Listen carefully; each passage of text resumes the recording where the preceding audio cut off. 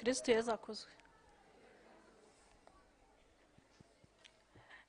Mu izina ry'ababyeyi bose turashima Imana yo yarize uyu munsi mwiza waduhurije hano mbere yuko twege tuwumenya.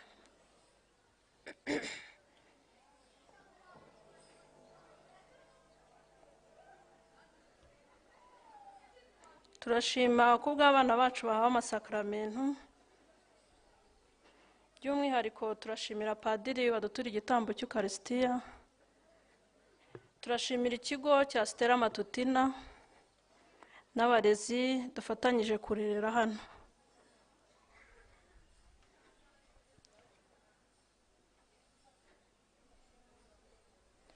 Turashimira yuko bemeye yuko abana bacu bahabwa Amasakaramentu hano ku kigo, bakabatoza inzira ya Gikristo n'inzira y'ubumenyi bundi bakomeje kubatoza mu masomo asanzwe.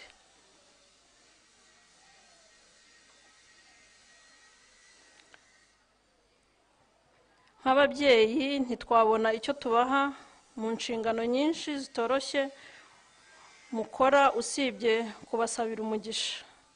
Barezi beza, ni ukuri mwumve ko tunyuzwe n'uburyo muturerera.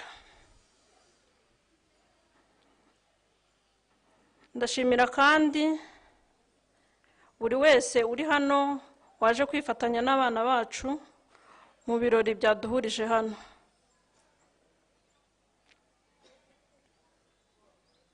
Ndasoza nshimira abana bemeye gukomeza inzira ya Gikristo twabatoje, mbasaba gukomeza kumvira Imana n'abantu muri Yesu Kristo. Bana bacu, Nyagasani akomeza abahe ubwenge n'ubushishozi n'ubwitonzi bye, kandi akomeze ayobore intambwe zanyu. Turabasaba kandi tuzakomeza tubabe hafi. Imana ibahe umugisha.